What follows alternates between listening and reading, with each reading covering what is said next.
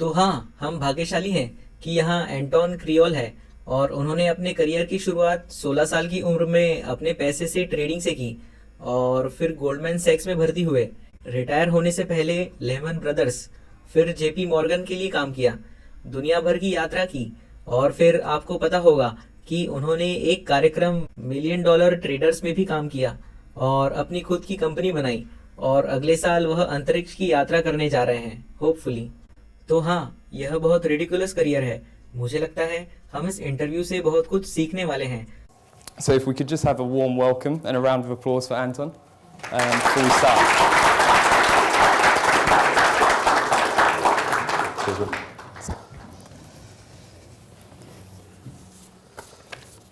Okay, so let's make a start. आप trading की दुनिया में कैसे आए? जैसा कि आपने परिचय में बताया है, मैंने बहुत कम उम्र में ही ट्रेडिंग करना शुरू कर दिया था। जब मैं मूलतः 16 वर्ष का था तो मैं लिवरपूल में पला बड़ा था और बाज़ारों के बारे में टेलीविज़न पर डॉक्यूमेंट्रीज़ देखता था। मुझे लगता है कि यह 1994-95 जैसा था और टीवी पर ब्रिटेन के थैचर के बारे में बहुत सारे डॉक्यूमेंट्रीज़ थे और शहर में बहुत सारे लोग बहुत सारा पैसा कमा रहे थे। तो मैं ये डॉक्यूमेंट्रीज़ देख रहा था और सोच रहा था कि मैं भी कर सकता हूँ, क्योंकि मैं भी उन लोगों की तरह स्मार्ट हूँ। तो मैंने नॉर्थ इंग्लैंड में एक स्थानीय स्टॉक ब्रोकर के पास एक ट्रेडिंग अकाउंट खोला और तब सब कुछ फिजिकल स्टॉक था, इसलिए आप ट्रेड करने के लिए लेवरेज का लाभ नहीं उठा सकते थे या उधार नहीं ले सकते थे। तो ये फिजिकल शेयरों में एक के बदले एक नकद ट्रेडिंग थी और वास्तव में आईपीओ सिचुएशन में आ गया, जहां आप सुबह स्टॉक खरीद सकते थे, जहां आप आईपीओ एलोकेशन के लिए पैसे डालते थे। कुछ सप्ताह पहले आपको आईपीओ एलोकेट हो जाता है और इसके लिए भुगतान भी नहीं करना पड़ता है और फिर आप दोपहर के भोजन के समय आईपीओ को फ्लिप कर सकते हैं। यदि यह ऊपर जाता है तो आप जानते हैं कि इसके साथ 50 से 100% है, क्योंकि यह सब 2+3 सेटलमेंट था, इसलिए आपको स्टॉक ब्रोकर को चेक भेजना पड़ता था और फिर यह 3 दिनों में सेटल हो जाता था, इसलिए आप आईपीओ को फ्लिप करने में सक्षम थे। वास्तव में उनके लिए भुगतान नहीं करते हैं, इसलिए एक्चुअल में इस तरह से इसमें शामिल हो गए। ठीक है, और आपने यूनिवर्सिटी में ट्रेडिंग जारी रखी? हाँ, तो यूनिवर्सिटी में यह 1997 से 2000 तक था, इसलिए मैं बहुत भाग्यशाली था। मैंने tech bull market, tech boom को पकड़ा, इसलिए आईपीओ को फ्लिप करना और आईपीओ का ट्रेड करना वास्तव में बहुत सीधा था। और यूनिवर्सिटी के दिनों में सुबह 6 बजे उठते थे, बाज़ार 8 बजे खुलते थे। उससे पहले 1 घंटा रिसर्च, फिर अपनी पोजीशन डालते थे, लेक्चर्स में जाते थे, दोपहर के लंच टाइम में कंप्यूटर रूम में जाते थे, पोजीशंस फ्लिप करते थे, लेकिन यह सब टेलीफोन पर किया जाता था, इसलिए मेरे दिनों में यह ब्रॉडबैंड से पहले था और सब कुछ डायल-अप था। और आप जानते हैं कि घर पर आपके इंटरनेट को प्लग करने के लिए 1 मिनट में 1 पाउंड की तरह खर्च होता था और आप केवल ऑनलाइन कोड्स प्राप्त करते थे। और जब आप ट्रेड करने के लिए टेलीफोन उठाते हैं तो ब्रोकर्स के कोड्स स्क्रीन पर जो आप देखते थे उससे पूरी तरह से अलग हो जाते थे, इसलिए यह बहुत धीमा था। स्प्रेड्स वास्तव में वाइड थे, इसलिए आपको बहुत अस्थिर स्थितियों में ट्रेड करना पड़ता था और फिर शाम को घर जाकर थोड़ा रिसर्च करना पड़ता था और अगले दिन फिर से वही रूटीन था। क्या यह वह अनुभव था जिसने आपको गोल्डमैन सैक्स में शामिल किया? बहुत हद तक हाँ। गोल्डमैन सैक्स की सिचुएशन सामान्य सिचुएशन थी, जहाँ वे आते हैं, बहुत बातें करते हैं और प्रेजेंटेशंस देते हैं। तो जाहिर है कि यह पहले दूसरे वर्ष के यूनिवर्सिटी में आप इन सभी के पास जाते हैं और आपको सभी कंपनियों के बारे में पता चलता है। मुझे यकीन है कि आज भी आपके पास वही सोर्सेस है, वह ट्रैक रिकॉर्ड जो आपके द्वारा किए गए सभी ट्रेड्स, आपके परफॉर्मेंस, आपके रिस्क रिवॉर्ड हैं। ट्रैक रिकॉर्ड, मैंने मूल रूप से प्रेजेंटेशन में डेस्क पर मौजूद ट्रेडर्स में से एक ट्रेडर से कहा कि मैंने यूनिवर्सिटी में सभी सिचुएशन में कितना पैसा कमाया था और वे लोग वास्तव में इसमें रुचि रखते थे। और मेरा अगले दिन एक टेलीफोन इंटरव्यू लिया गया और उन्हें अपना ट्रैक रिकॉर्ड मैंने ईमेल किया। Telephone interview head of the desk के साथ था और फिर मुझे अगले सप्ताह इंटरव्यू के लिए बुलाया गया और फिर उसी दिन मुझे जॉब ऑफ़र की गई। ठीक है, क्या आपको लगता है कि यह तरीका अभी भी स्टूडेंट्स को नौकरी दिलाने के लिए लागू होता है? मान लीजिए कि हमारे लिए जो उसी तरह के रास्ते पर चलना चाहते हैं, क्या आपको लगता है कि नौकरी पाने के लिए यह सही तरीका है ट्रेडिंग में जॉब पाने का? इन्वेस्टमेंट बैंक्स, हेज फंड्स, सभी फाइनेंशियल इंस्टीट्यूशंस में जॉब के लिए अप्लाई करने में एक बड़ी समस्या यह है कि इस समय शिक्षण उद्योग में गिरावट आ रही है। इसलिए आप देख सकते हैं कि वेस्टर्न वर्ल्ड में इन्वेस्टमेंट बैंक्स हज़ारों लोगों को नौकरी से निकाल रहे हैं, हेज फंड भर्ती से पीछे हट रहे हैं। इंश्योरेंस इंडस्ट्री में भी यही स्थिति है। लेकिन पिछले 10-15 वर्षों में जॉब एप्लीकेशंस की संख्या में तेज़ी से वृद्धि हुई है। ऐसा लगता है कि अब हर किसी के पास ग्रेजुएशन की डिग्री है, हर किसी के पास मास्टर्स है। इसलिए आप जानते हैं कि खुद को दूसरों से अलग करना वास्तव में बहुत कठिन है। मेरे दिनों में जिस तरह से मैं खुद को अलग करता था वह अच्छा करके था, और मुझे लगता है कि यह अभी भी वास्तव में लागू होता है। यदि आप अपने रिज्यूमे पर कुछ दिखा सकते हैं और अपने अनुभव में कुछ दिखा सकते हैं जहां आपने वास्तव में रियल ट्रेडिंग मेथडोलॉजीज़ को लागू किया है और रियल मनी का उपयोग किया है, तो आप बहुत बड़े तरीके से अलग दिखते हैं। आप जानते हैं कि हर दो में से एक ग्रेजुएट है, हर किसी के पास मास्टर्स है। जब मैं सीवी देखता था तो मैं इंडस्ट्री में बहुत से लोगों को काम पर रखता था। एचआर से मेरे डेस्क पर सीवीज़ के ढेर गिर रहे थे। एचआर वास्तव में सिर्फ एक फ़िल्टरिंग प्रोसेस है। वे नहीं जानते कि एक अच्छा ट्रेडर कैसे बनता है, लेकिन वे जानते हैं कि लोग सभी बॉक्सेस पर टिक करते हैं। इसलिए सीवी डेस्क पर रुक जाते हैं, लेकिन वे हज़ारों हैं। और यह सचमुच कभी कभी बस सीवी ले जाना एक हायर अथॉरिटी के पास कुछ अच्छे जगह वाले इंस्टीट्यूशंस में जहां आप गए थे, इस व्यक्ति के बारे में वास्तव में कुछ भी दिलचस्प नहीं है, तो सीवी डस्टबिन में जाता है। मेरा मतलब है कि कभी कभी यह प्रक्रिया हो सकती है। ठीक है, तो आप पहले से ही ट्रेडिंग कर रहे थे। जब आप गोल्डमैन सैक्स में थे तो उन्होंने ड्यूरेबिलिटी कैसे विकसित की? खैर, आप सार्वजनिक रूप से जानते हैं। आप जानते हैं कि ये कंपनीज पब्लिक कंपनीज है, इसलिए वे हमेशा कहते हैं कि उनके पास ऑफिशियल ट्रेनिंग प्रोग्राम्स हैं। यह कुछ ऐसा है जो पब्लिक कंपनीज को अपने शेयर होल्डर्स को दिखाना होता है कि वे जिन लोगों को काम पर रखते हैं उन्हें प्रशिक्षित करने में वे जिम्मेदार हैं। इसलिए उनके पास एक ऑफिशियल ट्रेनिंग प्रोग्राम है जो वे न्यूयॉर्क में करते हैं, जो कि कुछ महीनों के लिए होता है, जैसे लेक्चर थिएटर, जैसे कि हम अभी कर रहे हैं। लेकिन आपको वॉल स्ट्रीट पर ट्रेडिंग फ्लोर पर एक सीट भी दी जाती है। ईमानदारी से कहूँ तो उस सिचुएशन में आप जो भी सीखते हैं वह वास्तव में अप्लाइड फाइनेंस के बारे में होता है। जो आप मास्टर्स में सीखेंगे उससे कहीं अधिक होता है, लेकिन फर्म का कल्चर भी होता है। और आपको यूएस ऑफिस में सभी लोगों से और सभी सही लोगों से मिलने का मौका मिलता है। तो आप एक्चुअल में यह नहीं सीखते हैं कि कैसे ट्रेडिंग करनी है या अपने प्रोफेशन के बारे में और कैसे प्रैक्टिस करनी है। आप तब सीखते हैं जब आप डेस्क पर वापस आते हैं और एक्चुअल में वही आप काम करते हैं और सीखते हैं।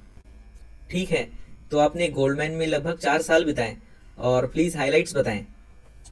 हाइलाइट्स पहले सप्ताह में डेस्क पर चलते हुए, जहां सभी लोग काम पर लगे थे क्योंकि यह टेक बूम था।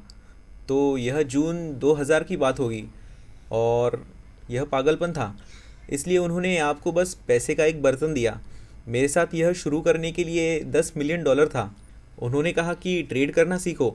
आपके बगल में यह आदमी आपको सिखाएगा कि क्या करना है। खरीदने के लिए यह बटन दबाएं, बेचने के लिए यह बटन दबाएं। और क्योंकि यह टेक बूम था, आप जानते हैं कि हर दिन बहुत कम अनुभव के साथ चलना था। वे कह रहे थे कि ठीक है, हम आज आपको कुछ जिम्मेदारियां देने जा रहे हैं और कुछ हफ्तों के बाद आप इस कंपनी का आईपीओ लाएंगे। और मैंने कहा ठीक है। जिसकी मुझे आदत थी उसके अब मैं दूसरे साइड पर हूँ आईपीओ के।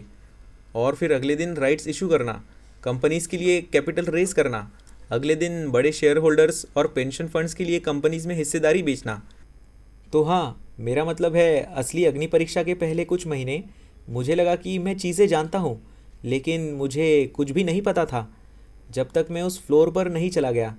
मुझे लगता है कि बड़ी ट्रेडिंग सिचुएशंस, मेरा मतलब है कि बहुत सारी हैं, लेकिन जो कुछ आप जानते हैं वास्तव में सब अलग हैं। शायद टेक बूम के दौरान सभी आईपीओ ट्रेड कर रहे थे। 11 सितंबर 2001 बाज़ार में बड़ी सिचुएशन, 2002 के रिसेशन का पीरियड, और फिर O3-O4 में बाज़ार का रॉकेट होना। ठीक है, अब हम थोड़ा रुकेंगे और दर्शकों के कुछ सवाल सुनेंगे। आपने दोनों पक्षों को देखा है, ट्रेडिंग एंड इन्वेस्टमेंट और बैंकिंग। क्या आपको लगता है कि ट्रेडिंग करने वाले लोगों के लिए इनमें से सिर्फ एक करना वाकई महत्वपूर्ण है? मुझे दोनों में अनुभव है। क्या आपको लगता है कि इससे आपको दोनों में से किसी एक में बेहतर बनने की मदद मिलती है? क्योंकि बहुत से लोग सिर्फ एक ही रास्ते पर चलते हैं। हाँ, मैं वास्तव में ऐसा सोचता हूँ। मेरा मतलब है कि आपको इसे रियल मनी के साथ प्रैक्टिस करनी होगी। यदि आपको ऐसा करने का अनुभव हो जाता है, भले ही आप थोड़ा सा पैसा खो दें, आपको इसे रियल मनी के साथ ट्रेडिंग करने की एजुकेशन के लिए भुगतान के रूप में देखना होगा। इसलिए भले ही आप पैसा खो दें और किसी इन्वेस्टमेंट बैंक या हेज फंड से कहें, यह मेरा ट्रैक रिकॉर्ड है, मैंने पिछले साल ट्रेडिंग करते हुए कुछ हज़ार पाउंड खो दिए, वे इसे पॉजिटिव रूप से देखेंगे। इसलिए आपको इसे करने में कोई नुकसान नहीं है। इसलिए जब आप दिखाते हैं कि आपने यह किया है और आपने 1 साल तक ट्रेडिंग की है और वे आपसे पूछते हैं कि आपने क्या सबक सीखा है ट्रेडिंग करते वक्त, मैंने यह नहीं करना सीखा है, मैंने ऐसा नहीं करना सीखा है, पिछले साल बाज़ार वास्तव में कठिन था। तथ्य यह है कि आप वास्तव में इसे कर रहे हैं। इसका मतलब है कि आप तेज़ी से सीखेंगे। एक महान कहावत है, आप तब तक ट्रेडिंग नहीं करते जब तक आपकी कोई ओपन पोजीशन नहीं है, ठीक है? या आप किसी स्टॉक के बारे में तब तक कुछ नहीं जानते जब तक आपको कोई पोजीशन नहीं मिल जाती। आप जानते हैं कि एक बार जब आप किसी चीज़ में पोजीशन बना लेते हैं तो आपको अपने रिस्क को सीखने और मॉनिटर करने के लिए मजबूर होना पड़ता है। इसलिए मुझे लगता है कि ऐसा करना वास्तव में बहुत महत्वपूर्ण है। और आप जानते हैं कि इन्वेस्टमेंट बैंकिंग की तरफ जाना बहुत अलग है। इसलिए इन्वेस्टमेंट बैंकिंग में ट्रेड करने का तरीका बहुत अलग है। और हेज फंड, जिस तरह से प्रोफेशनल्स ने रिटेल ट्रेडर या सड़क पर आदमी की तुलना में किया था, इसलिए आप सीखेंगे कि यह कैसे करना है। लेकिन ज़मीन से ऊपर सिर्फ एक पोजीशन होने से आपको बहुत कुछ सीखने को मिलेगा। क्या कोई ऐसा विशेष क्षेत्र है जिसे आप ऐसे व्यक्ति के लिए सुझाएंगे जिसे बाज़ारों में बहुत कम अनुभव है? फॉरेक्स, इक्विटी, क्या ऐसा कोई क्षेत्र है जो आप कहेंगे कि बिगिनर्स लोगों के लिए बेहतर है? मैं वॉलेटिलिटी के संदर्भ में कहूँगा कि वॉलेटिलिटी किसी भी टाइम हॉरिजॉन में ट्रेडर्स के लिए अपॉर्चुनिटीज़ पैदा करती है और ट्रेडर्स इसी पर जीते और मरते हैं। उन्हें वॉलेटिलिटी की आवश्यकता होती है, अन्यथा आप पैसा नहीं कमा सकते। तो आप जानते हैं कि फॉरेक्स मार्केट में पिछले कुछ वर्षों में इम्प्लाइड वॉलेटिलिटी पूरी तरह से ख़त्म हो गई है। हमने वास्तव में इसे थोड़ा ऊपर उठते देखा है, हाल ही में विशेष रूप से डॉलर येन में। आप जानते हैं कि बहुत बड़ी मूव्स हैं। फॉरेक्स सीखना अच्छा है, लेकिन अगर आप डे ट्रेडिंग कर रहे हैं तो बहुत ज़्यादा पैसे कमाने की उम्मीद ना करें, क्योंकि ग्लोबली प्रमुख G10 करेंसी पेयर्स के फॉरेक्स में इस समय वॉलेटिलिटी बहुत कम है। इसलिए कम समय में पैसे कमाना बहुत मुश्किल है। आमतौर पर इक्विटीज़ में ऐतिहासिक रूप से वॉलेटिलिटी फॉरेक्स की तुलना में ज़्यादा होती है। तो आप major indices versus major currency pairs को देख रहे हैं। मेजर इंडाइसेस ऐतिहासिक रूप से मेजर करेंसी पेयर्स की तुलना में 1.5 से 2 गुना अधिक वॉलीटाइल हैं, आप जानते हैं, और यह 50 वर्षों से अधिक का डेटा है। इसलिए यह बहुत महत्वपूर्ण है। मैं जो कहूँगा वह यह है कि अपनी पोजीशंस को स्प्लिट करें और थोड़ा डाइवर्स बने, जहां आपको कम से कम आधा या मेजॉरिटी इक्विटी में, कमोडिटीज़ और फॉरेक्स, और शायद थोड़ा हिस्सा कैश और इंटरेस्ट रेट सिचुएशंस में लगाना चाहिए, जहां आप छोटे छोटे पोजीशंस ले सकते हैं या ट्रेड कर सकते हैं। अनिवार्य रूप से छोटे टाइम फ्रेम में होने वाले अपॉर्चुनिटीज़ के साथ डे ट्रेड कर सकते हैं। मुझे लगता है कि यदि आप शुरुआत कर रहे हैं तो आपका टाइम हॉराइजन प्रत्येक पोजीशन पर 1 से 3 महीने का होना चाहिए। सभी एसेट क्लासेस में आप व्यक्तिगत रूप से जानते हैं कि मैं 65% इक्विटीज़ करता हूं, क्योंकि यह संभवतः सबसे वॉलीटाइल एसेट क्लास है। 20% कमोडिटीज़, 10% फॉरेक्स में, और कैश या मार्जिन को रिजर्व में रखता हूं। इसलिए आप वास्तव में बहुत ही शॉर्ट अपॉर्चुनिटीज़ का लाभ उठा सकते हैं। In reserve, so you can actually take advantage of very short-term opportunities. Anyone else? Yeah. उदाहरण के लिए, जब आप ट्रेडिंग शुरू करना चाहते हैं और पहली समस्या यह आती है कि आपके पास 100 अलग अलग ब्रोकर हैं, और आपकी राय में हमें सही ब्रोकर खोजने के लिए किस क्राइटेरिया का उपयोग करना चाहिए? मुझे लगता है कि सबसे पहले यह जानना महत्वपूर्ण है कि ब्रोकर आपके ट्रेड्स के ऑपोजिट डायरेक्शन में ट्रेड ले रहे हैं या नहीं। So, मेरा मतलब है कि आप पाएंगे कि जब आप रिटेल ट्रेडर होते हैं तो इंडस्ट्री में बहुत कॉन्फ्लिक्ट ऑफ इंटरेस्ट होता है। जाहिर है कि कमीशन की सिचुएशन और स्प्रेड की सिचुएशन होती है। सिर्फ इसलिए कि स्प्रेड कम और कमीशन कम है, इसका मतलब यह नहीं है कि यह अच्छी बात है, क्योंकि इसका मतलब यह है कि ब्रोकर आपके अकाउंट को और अधिक एग्रेसिव तरीके से बदलने की कोशिश करेंगे। इसलिए आप उन्हें उतना ही पैसा देते हैं, तो वे आपको ऐसी चीज़ करने के लिए कहेंगे जो ज़रूरी नहीं कि आपके लिए अच्छी हो। तो जाहिर है कि कॉस्ट ऑफ ट्रेडिंग एक मुद्दा है, लेकिन मुझे लगता है कि यह वास्तव में महत्वपूर्ण है कि आप ऐसे ब्रोकर खोजें जो आपके ट्रेड्स की ऑपोजिट डायरेक्शन में ट्रेड आक्रामक रूप से नहीं ले रहे हैं, क्योंकि यह ट्रेडर्स के इंटरेस्ट का एक बड़ा कॉन्फ्लिक्ट है। इसलिए आप जानते हैं कि स्प्रेड बेटिंग और CFD जैसे प्रोडक्ट्स में उनमें से बहुत से अभी भी ऐसा करते हैं, इसलिए वे आपकी पोजीशन के दूसरे डायरेक्शन पर बिना किसी हेजिंग के ट्रेड्स लेते हैं। इसलिए वे वास्तव में पसंद करेंगे कि आप पैसा न कमाएं। We'll take one more, yeah. तो आप देख रहे हैं कि ब्रोकरेज फीस में बड़ी गिरावट आई है, फीस में कमी आ रही है और फीस में लगातार कमी हो रही है। ट्रेडिंग हमेशा से ही ट्रेडिंग और ब्रोकिंग के बीच की लड़ाई रही है। क्या आपको लगता है कि इस लड़ाई का ब्रोकर्स को ज़्यादा या कम फायदा है, उस अर्थ में और जैसा कि आप कहते हैं? सुनिए, इसमें कोई संदेह नहीं है कि ट्रेडिंग सस्ती हो गई है, जो ब्रोकरेज इंडस्ट्री के लिए बहुत अच्छी बात नहीं है। लेकिन पिछले 10 वर्षों में ब्रोकरेज इंडस्ट्री के लिए जो हुआ है वह डायल अप से ब्रॉडबैंड पर स्विच करना था। इसलिए बाज़ार का आकार अब 15 साल पहले की तुलना में बहुत बड़ा है, क्योंकि अब हर कोई अपने बेडरूम से ट्रेड कर सकता है। इसलिए बाज़ार में भाग लेने वाले पहले की तुलना में बहुत अधिक है। इसलिए ब्रोकरेज इंडस्ट्री का ओवरऑल आकार छोटा हो गया है। मुझे लगता है कि जब आप बाज़ार में ब्रोकिंग शुरू कर रहे हो तो कुछ वर्षों तक ब्रोकर बनना काफ़ी अच्छा होता है, क्योंकि आप दूसरी तरफ होने वाले बहुत सी चीज़ों को सीख सकते हैं। इसलिए आप वास्तव में बाहर जाते हैं और अपने खुद के पैसे या अन्य लोगों के पैसे के साथ ट्रेडिंग करते हैं, तो आपको पता चलता है कि ट्रेडर्स का कॉन्फ्लिक्ट ऑफ इंटरेस्ट कहाँ है। हाँ, तो आप वास्तव में इस भाषा में लोगों से बात कर सकते हैं और उनके बिजनेस को पूरी तरह से समझ सकते हैं। इसलिए मुझे लगता है कि कुछ वर्षों तक ऐसा करना काफ़ी हेल्दी है, क्योंकि आप इसके बारे में जानेंगे। और आप जानते हैं कि इन्वेस्टमेंट बैंकिंग में मेरा कार्य दोहरा था, मार्केट मेकिंग और प्रोप्राइटरी ट्रेडिंग। क्या ब्रोकिंग से ट्रेडिंग तक सफ़र आसान है?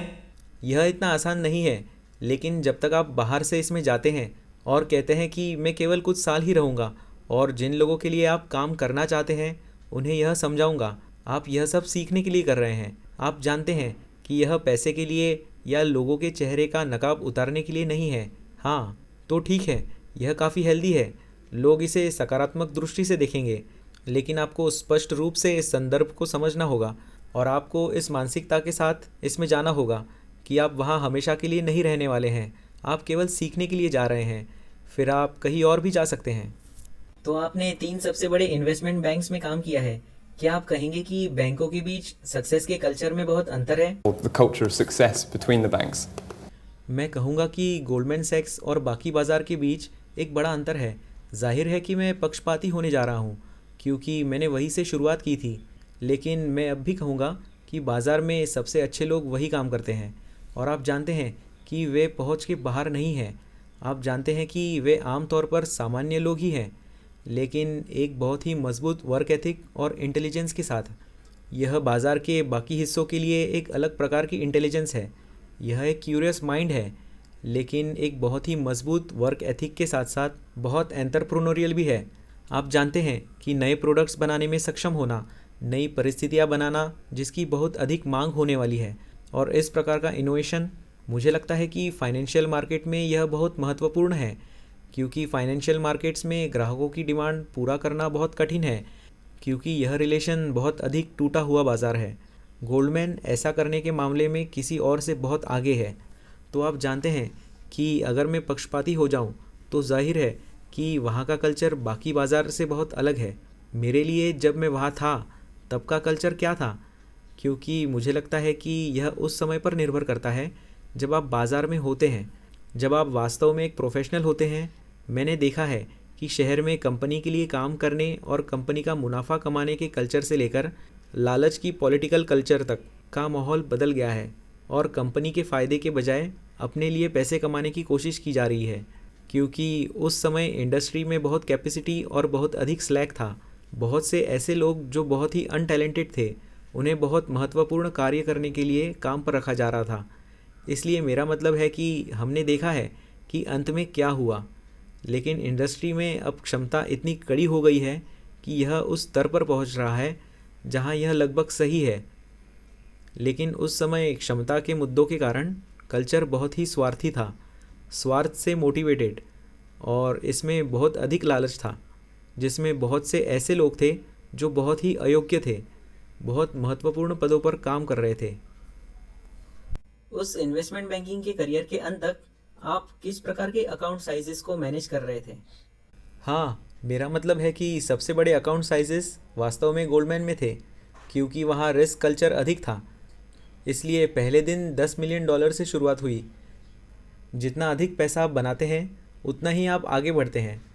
गोल्डमैन छोड़ते समय हमारी 4 लोगों की एक टीम थी जो ट्रेडिंग डेस्क पर लगभग $500 मिलियन चला रहे थे, जो टोटल ट्रेडिंग डेस्क के रिस्क का लगभग 1/4 था। इसलिए यह एक नंबर टीम थी जो हम TMT टेक्नोलॉजी मीडिया टेलीकॉम्स कर रहे थे। फिर लेमन ब्रदर्स, बहुत स्ट्रेंज सिचुएशन है। मेरे आसपास के अधिकांश लोगों के पास 10 से 20 मिलियन से अधिक कैपिटल नहीं था। जब मैं पहुंचा 2 साल के भीतर यह 4 था, और 2 साल के भीतर हर किसी के पास $200 से $300 मिलियन का कैपिटल था।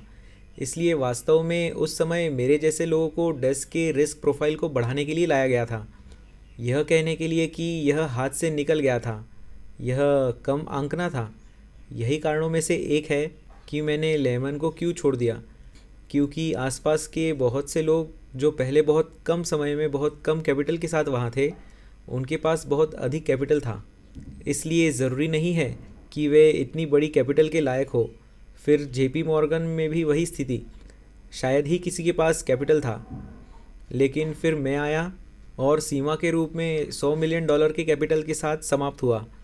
तो कभी भी 50 से $100 मिलियन, लेकिन सबसे बड़ा कैपिटल शायद व्यक्तिगत रूप से 200 से $300 मिलियन जैसा है, लेकिन एक टीम में काम करना लगभग 500 पर था। But the biggest risk one is probably like $200 to $300 million personally, but working in a team on 500. Work life balance के बारे में क्या आपका वर्क और लाइफ बैलेंस था? उन दिनों वर्क लाइफ बैलेंस की बात ही भूल जाइए, यह तो अस्तित्व में ही नहीं था। मेरा मतलब है कि मुझे याद है कि एक सामान्य दिन में सुबह 5 बजे उठना, टैक्सी ड्राइवर्स का 5:30 बजे बाहर आना और आपका 10 से 6 बजे तक ऑफिस में होना, फिर बाज़ार 4:35 को बंद होना।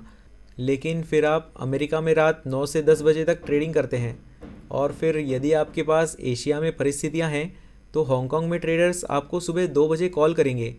और फिर बिजनेस का एक सोशल साइड भी है, जहां स्पष्ट रूप से बुल मार्केट ट्रेडर्स को सेल्स पीपल के साथ हर समय बाहर जाने के लिए कहा जाता है, क्योंकि क्लाइंट्स ट्रेडर से मिलना चाहते हैं, क्योंकि क्लाइंट्स ने अपना पैसा उनको ट्रेडिंग के लिए दिया है। इसलिए आप आमतौर पर सप्ताह में 2 या 3 रातें सुबह 1 या 2 बजे तक बाहर रहते हैं। मेरा मतलब है, मुझे याद है कि पर्सनल लाइफ के संदर्भ में एक स्थिति मेरे दिमाग में आती है। मुझे याद है कि मैंने एक लड़की को डेट करना शुरू किया, और फिर कुछ महीनों बाद हम बहुत अच्छे से मिल रहे थे, और वह नॉर्थ लंदन में मेरे घर के पास रहती थी। इसलिए मैंने कहा कि तुम यहाँ सप्ताह में मेरे यहाँ कुछ रातें क्यों नहीं बिताती हो। फिर वह मेरे घर शिफ्ट हो गई, अलमारी में कुछ कपड़े रख दिए, लेकिन मैंने उसे यह बताने और चेतावनी देने में 1 महीना बिता दिया कि अगर तुम मेरे साथ रहोगी तो तुम्हें यह पसंद नहीं आएगा। फिर उसने कहा कि ओ नहीं, सब ठीक हो जाएगा, सब ठीक हो जाएगा। उसने मुझे महीनों तक कहा था कि सब ठीक हो जाएगा। और फिर एक क्लाइंट मीटिंग के बाद देर रात को मैं घर आया, सुबह लगभग 3 बजे बिस्तर पर गिर गया और अपने सूट में ही सो गया। 5 बजे वापस उठा और शावर लिया और एक नया सूट पहना। और जब मैं कपड़े पहन रहा था, क्योंकि मुझे बिना आवाज़ करे कपड़े पहनने पड़ते थे, नहीं तो मैं उसे जगा देता। जब मैं कपड़े पहन रहा था तो मैं यह महसूस कर सकता था जैसे मेरे पीछे कोई खड़ा हो, और यह उसके मेरे साथ रहने के लगभग 2 सप्ताह बाद हुआ था। And this was after about 2 weeks of her kind of moving in. और मैं पलटा और वह मेरे बिस्तर पर खड़ी थी, अपने बालों के गुच्छे को दोनों हाथों से पकड़े हुए, और मुझ पर चिल्ला रही थी, तुम क्या कर रहे हो? What the hell are you doing? और मेरा जवाब था, मुझे लगता है कि हनीमून पीरियड ख़त्म हो गया है।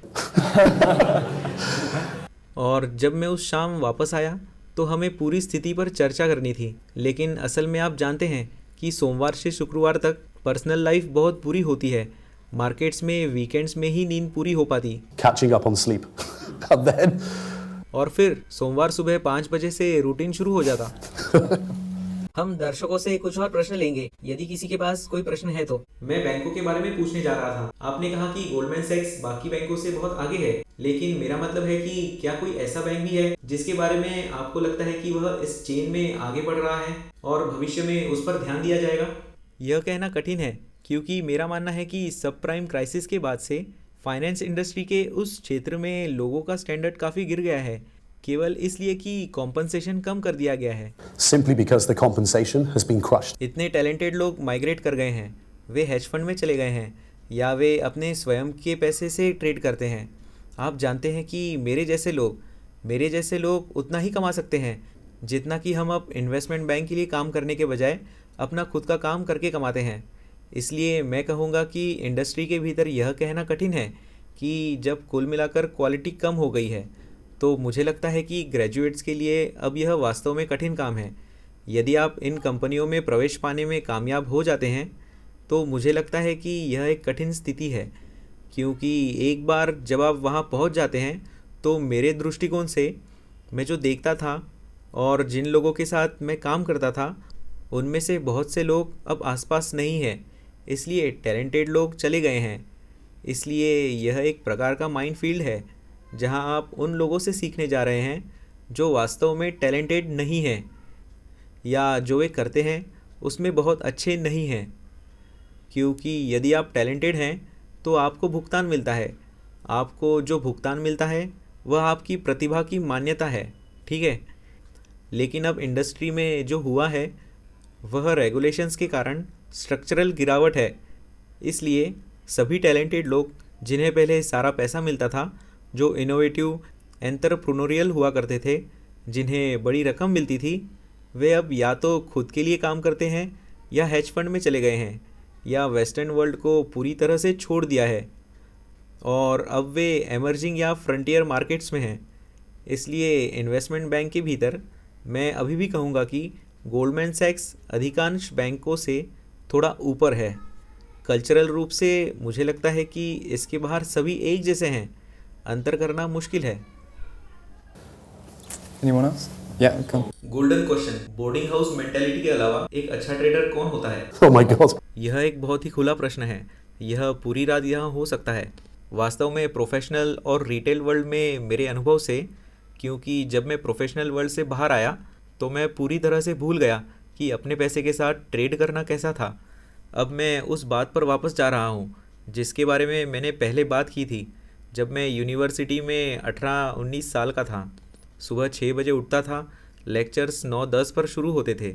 मैं जब पीछे देखता हूँ और अब जब मैं रिटेल ट्रेडर्स को देखता हूँ तो महसूस करता हूँ कि शायद सबसे महत्वपूर्ण बात यह है कि आपको एक सेल्फ स्टार्टर होना चाहिए।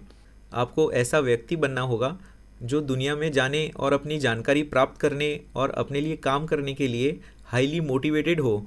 अब यदि आप इसे किसी कंपनी के भीतर कर रहे हैं, जब आप खुद कोई काम कर रहे हैं, तो आप एक्चुअल में कंपनी के लिए काम कर रहे हैं, क्योंकि वहाँ सेल्फ इंटरेस्ट वाले व्यक्तियों का एक बड़ा समूह है जिसे अनिवार्य रूप से कंपनी कहा जाता है। और यदि आप उन सभी लोगों के साथ एक ट्रेडिंग डेस्क पर हैं, तो वे सभी शुद्ध सेल्फ स्टार्टर्स हैं, इसमें कोई संदेह नहीं है। आपको सुबह उठने की चाहत होनी चाहिए, आपको बाज़ार से प्यार करना होगा, आपको जानकारी प्राप्त करनी होगी, आपको इनोवेटिव आइडियाज़ के साथ आना होगा, आपको एंटरप्रेन्योरियल होना होगा, अपने क्लाइंट्स के साथ बिजनेस करना होगा और बाज़ार में ऐसे विचारों को खोजना होगा जो आपको बहुत पैसा कमा कर देंगे, क्योंकि बाज़ार ने अपॉर्चुनिटी का एहसास नहीं किया है। इसलिए उन विचारों को प्राप्त करने के लिए आपको बेसिक पर वापस जाना होगा, जो कि आपको वास्तव में एक सेल्फ स्टार्टर होना चाहिए। We'll take one more. Yeah. Trading के मामले में आपके अनुभव के आधार पर क्या ऐसा कुछ है जो आप नहीं सीख सकते हैं? मेरा मतलब है कि जब आप खुद से ट्रेडिंग करते हैं तो क्या ऐसा कुछ है जो आप नहीं सीख सकते हैं इन्वेस्टमेंट बैंक्स के लिए काम करके? जिसका मतलब है कि अगर आप इन्वेस्टमेंट बैंक्स के लिए काम करते हैं तो ऐसी चीजें हैं जो आप सीखते हैं जिन पर आप विश्वास नहीं कर सकते हैं। वैसे परंपरागत रूप से तर्क यह था कि प्रोफेशनल लोग बाजार में ऑर्डर फ्लो को देखते हैं, इसलिए उन्हें सूचना का लाभ होता है। वैसे मैं आपको बता सकता हूँ कि जब आप किसी इन्वेस्टमेंट बैंक में ट्रेडिंग डेस्क पर बैठे होते हैं तो इंटरनल रूप से वे सोचते हैं कि बाकी सभी के पास एडवांटेज है, क्योंकि वे जो कर रहे हैं वह हेज फंड के साथ ट्रेडिंग है। हेज फंड आ रहे हैं और मार्केट मेकर्स तथा ट्रेडर्स उस रिस्क को उठा रहे हैं जो हेज फंड उन्हें दे रहे हैं, इसलिए वे बैंक की बैलेंस शीट का उपयोग हेज फंड के लिए प्राइस निर्धारित करने के लिए कर रहे हैं। अब अतीत में बहुत सारे हेज फंड वही कर रहे हैं जिन्हें आप हॉट मनी के रूप में डिस्क्राइब करते हैं, इसलिए वे आते हैं और वे कुछ ऐसा जानते हैं जो आप नहीं जानते हैं और वे आपको किसी स्टॉक से एग्जिट करवा देते हैं। मतलब आप शॉर्ट होते हैं और वे लॉन्ग पोजीशन में होते हैं और फिर स्टॉक आपके खिलाफ 10-20% बढ़ जाता है। इसलिए इन्वेस्टमेंट बैंक्स और हेज फंड इंडस्ट्री में परंपरागत रूप से तर्क यह है कि बाहर से रिटेल ट्रेडर से तुलनात्मक रूप से उनके पास ऑर्डर फ्लो है, इसलिए वे जानते हैं कि कोई स्टॉक नीचे जा रहा है या स्टॉक ऊपर जा रहा है या कोई एसेट। हाँ, जबकि इन्वेस्टमेंट बैंक्स को लगता है कि इन्फॉर्मेशन का एडवांटेज बाहर हेज फंड के पास है क्योंकि वे हर किसी से बात करते हैं। ठीक है, अब इन्वेस्टमेंट बैंक में ऑर्डर फ्लो के मामले में ऐसा नहीं है क्योंकि अब सब कुछ मशीन में डाल दिया गया है। इसलिए पुराने दिनों में आप किसी स्टॉक में ऑर्डर ले सकते थे और बहुत से लोग ऑर्डर का उपयोग स्टॉक को बुली करने के लिए करते थे, इसे उस लेवल तक ढकेलते थे जहां वे इसे ले जाना चाहते थे। अब ऐसा नहीं होता है, अब सब कुछ मशीन में जाता है और फिर आपके पास अन्य लिक्विडिटी पूल है जैसे डार्क पूल, जहां लोग काउंटर पार्टी को देखे बिना ट्रेड कर सकते हैं, बिना यह जाने कि वे किस लेवल पर ट्रेड कर रहे हैं, जब तक कि उन्हें एग्जीक्यूशन नहीं मिल जाता, एक्सेट्रा एक्सेट्रा। इंटरनेट के बारे में सबसे अच्छी बात यह है कि अब मैं प्रोफेशनल साइट से बाहर आ गया हूँ और मैंने अपने स्वयं के पैसे के साथ 4 साल तक ट्रेडिंग की है। फिर से इंटरनेट के बारे में सबसे अच्छी बात यह है कि सभी इन्फॉर्मेशन एक्चुअल में वहाँ है। आप वास्तव में इसे बहुत सस्ती लागत या मुफ्त में प्राप्त कर सकते हैं, लेकिन जो अधिक महत्वपूर्ण है वह वास्तव में यह जानना है कि उस इन्फॉर्मेशन को इंटरप्रेट कैसे करें और इसे रियल हार्ड मनी में बदल दें। इसलिए यह शायद सबसे महत्वपूर्ण बात है। So that's probably the most important thing. तो बैंकिंग इंडस्ट्री से रिटायर होने के बाद आपने 1 साल के लिए यात्रा की, क्या यह सिर्फ एक अच्छी छुट्टी का मामला था? हाँ, मेरा मतलब है कि मैं इसे स्वीकार करने से नहीं डरता। 7.5 साल के बाद मैं बहुत थक गया था, लेकिन मुझे लगा कि मैं एक ब्रेक का हकदार था। जब मैं लिवरपूल में बड़ा हुआ, लिवरपूल से 18 साल का होने पर मैं 3 साल के लिए मैनचेस्टर यूनिवर्सिटी चला गया। मेरे फाइनल ईयर में गोल्डमैन द्वारा काम पर रखा गया। मेरी अंतिम परीक्षा के बाद 9 महीने का समय था, जो मुझे अभी भी 12 जून तारीख याद है। 3 हफ्ते बाद मैं न्यूयॉर्क के लिए एक विमान में था और मैं गोल्डमैन के लिए काम कर रहा था। और फिर आपके पास साल में 2 सप्ताह की छुट्टी होती है, इसलिए मुझे कभी भी ब्रेक नहीं मिला। मैंने कभी दुनिया नहीं देखी थी, इसलिए मैं ऐसा करना चाहता था और एक ब्रेक लेकर फिर से आंकलन करना चाहता था। मैंने यह भी सोचा कि बाज़ार नीचे जा रहा है, इसलिए उस सिचुएशन में शॉर्ट होना, जब हर कोई लॉन्ग पोजीशन में है, आपको इन जगहों पर भुगतान नहीं मिलता है, इसलिए यह समय की बर्बादी है। इसलिए आप जानते हैं कि कुछ कंपनीज़ ने इंडस्ट्री में वापस आने की ऑफ़र की थी, लेकिन मैंने मना कर दिया। लंदन में मैंने अपनी प्रॉपर्टी बेच दी और एक कपड़ों के बैग के साथ 14 महीने के लिए दुनिया भर में एक विमान पर सवार हो गया। तो आपका अगला venture BBC program million dollar traders पर काम करना था, यह कैसे हुआ?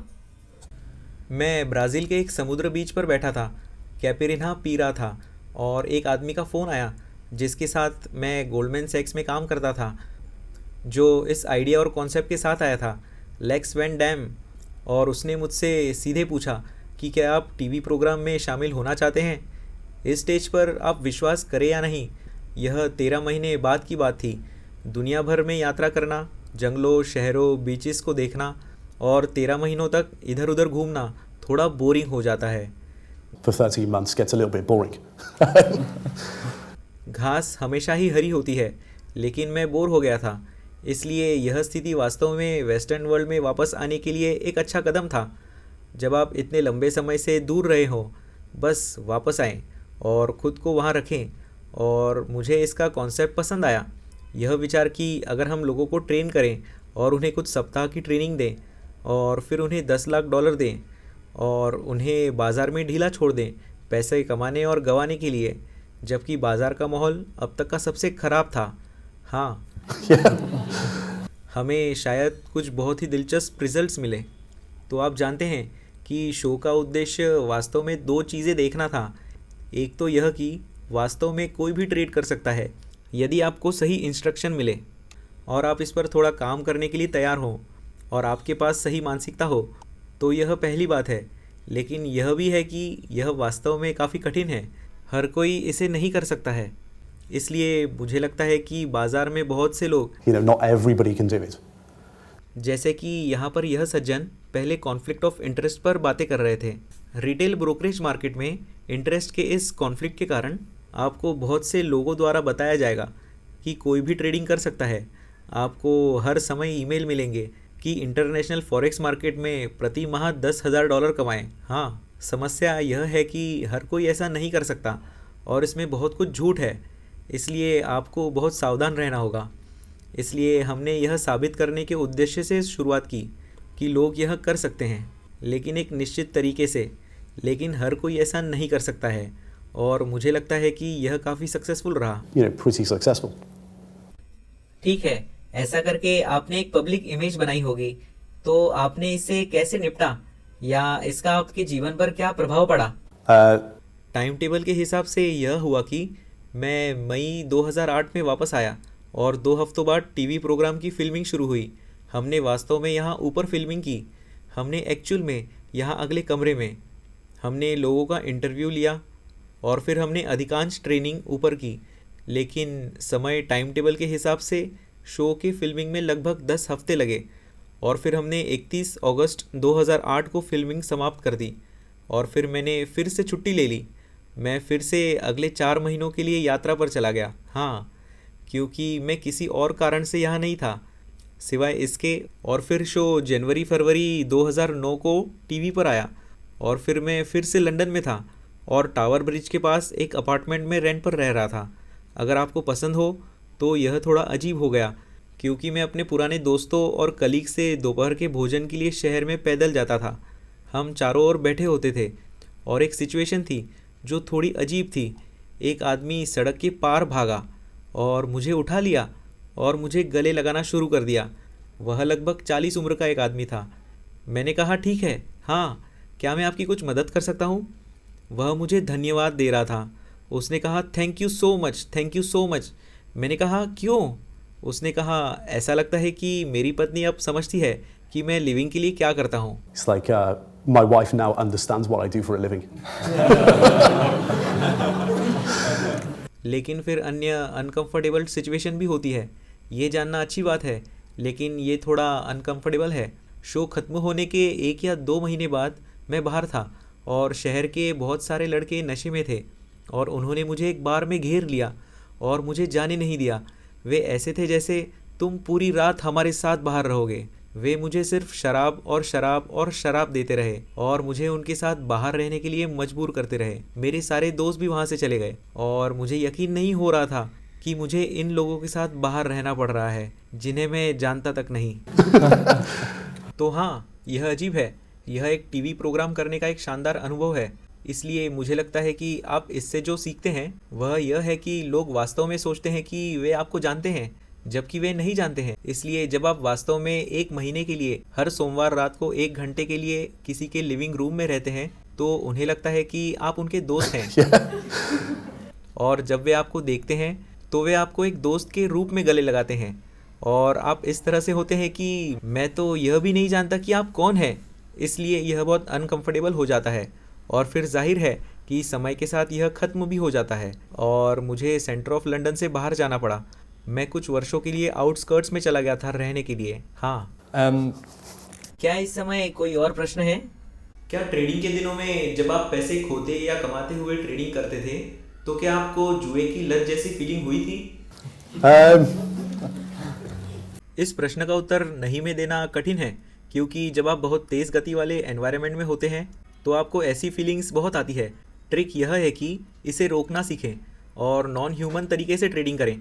इसलिए यदि आप साइकोलॉजी पर बहुत काम करेंगे तो आपको एहसास होगा कि ह्यूमन बहुत बुरे ट्रेडर्स होते हैं क्योंकि ह्यूमन साइकोलॉजी वास्तव में ट्रेड करने के तरीके के ऑपोजिट है। इसलिए ये सभी फीलिंग्स जो आपको एक ह्यूमन के रूप में आती है, आपको रोकना होगा और यह सीखने की प्रक्रिया का हिस्सा है। और आप कई वर्षों के प्रैक्टिस से एक तरह से कठोर हो जाते हैं, जहां आप जानते हैं कि जब आपको यह एहसास होता है तो आप इसे दूर ढकेल देते हैं और फिर आप वैसे ही चलते रहते हैं जैसा आपको करना चाहिए।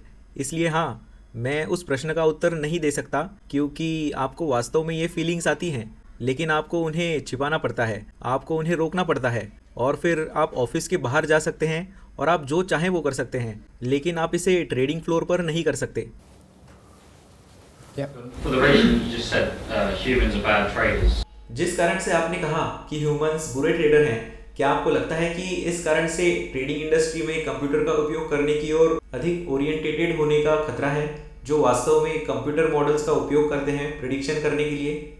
हाँ, मैं एक बात कहना चाहूँगा जो मैंने फाइनेंस और थियोरेटिकल फाइनेंस में सीखी है। एक्सट्रीम्स हमेशा मॉडल को तोड़ता है, ठीक है?